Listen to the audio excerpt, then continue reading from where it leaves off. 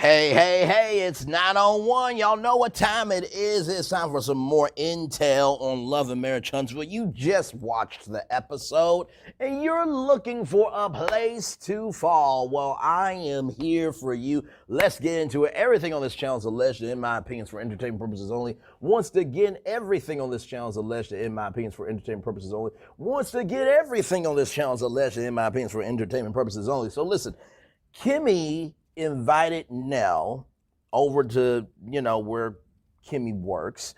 And so, those two women came together because Kimmi wanted to take responsibility for not bringing Nell, but not allowing her to come to the meeting, right? Because if we all remember, Tisha and Marcel were supposed to invite the Fletchers, but they didn't get the invite, so then they felt bad. Then at the baby reveal, Kimmi, suggested a town hall of sorts of, constructive, feedback. And guess what? Nell was invited, but then she did get the chance to go because Kimmi said she wanted people there at the meeting that were actually at the event, but how can you do that when they were invited? So all of that, okay? So Nell thought Kimmi should not have made that call about Nell not being at the meeting. And Kimmi said, it was my meeting. True, it was your meeting. However, Nell is a full-grown woman, and you should have allowed her to do that. Because, 30 years experience, I think anybody would be grateful for 30 years experience invested into them. I'm just saying. But you can do what you want to do, Kimmi. But basically, Nell said that she would have been about giving feedback. She would not complain, but she would be there to listen. Nell and Chris have been in the business longer than any of them. And Kimmi said, so what does that mean?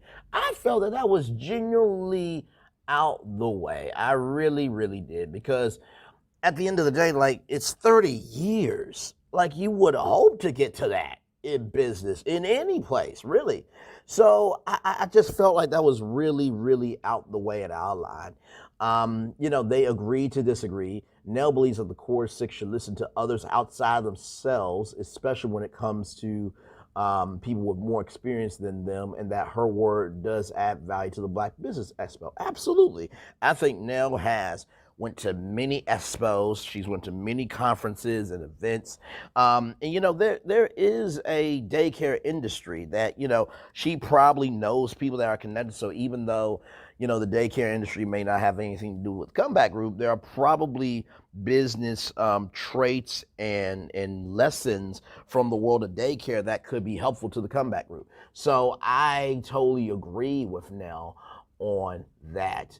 And then, Kimmi does say that she and the Comeback Group wants to do other things with the Fletchers, and Kimmi doesn't want any bad blood, and neither does Nell. And so, they ended on a very good note.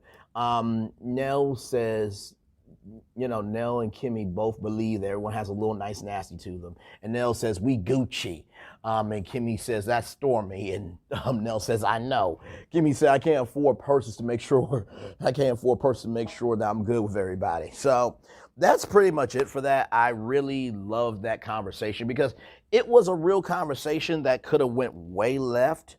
But it didn't, because I think it was Nell's energy that reflected Kimmi's energy, and it was a bit tense for a moment, but it didn't stay that way. And I think that, for all that this show is, there is some bright spots, although it is very few and far in between those bright spots. But I do believe that this show really has brought out everyone in such a way that everybody is watching the show, whether you're watching it for the entrepreneurship, whether you're watching it for love, whether you're watching it for marriage, anything and everything that you really believe life can be, it's on this show.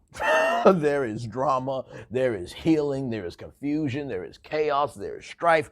Every human emotion is on this show. The way I look at this show is this is a special edition of Family Feud, and what dumb answers are going to come out this week. I really mean that. I feel like you have to put this show in a certain context. Otherwise, you are going to lose it.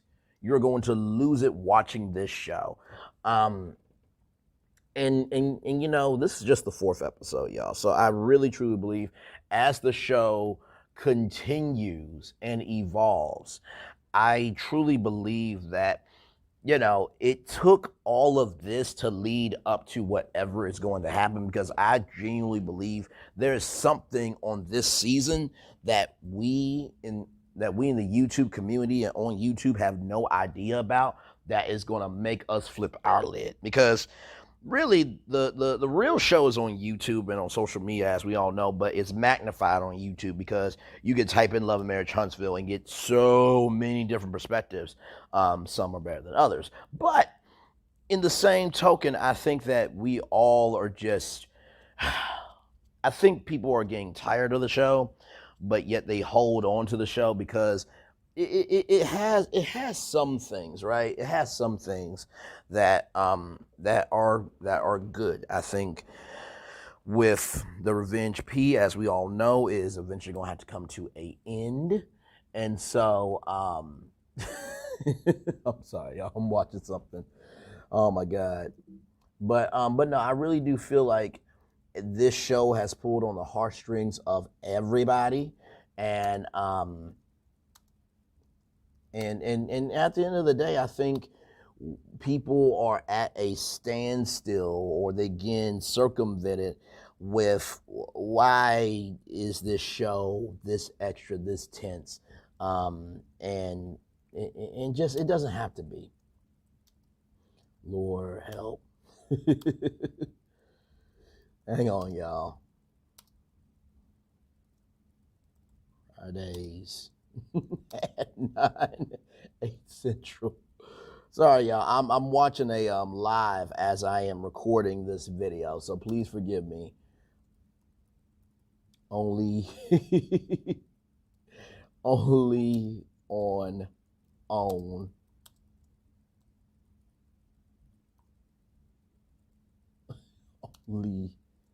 here. Hashtag on keeping it real. You know, I love having fun. I really, really do.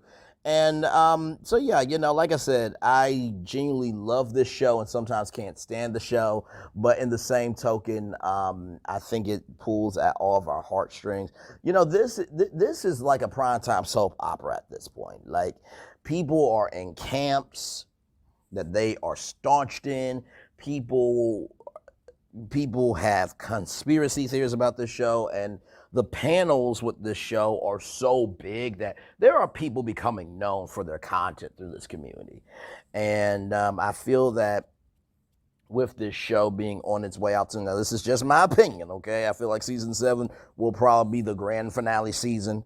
But, you know, with this show, to me, ending soon, I feel that this is really going to test a lot of us to hopefully see what we really want in a marriage, what we want in love.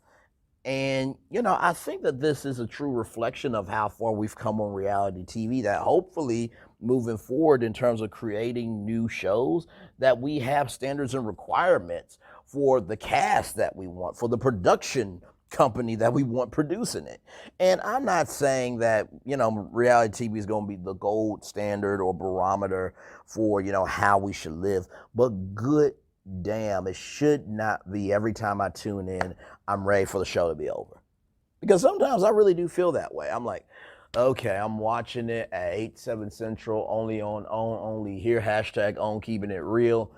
And I'm just like, oh God, okay, all right, it's 9:20, it's 8:20 rather, I'm sorry, y'all, it's 8:20.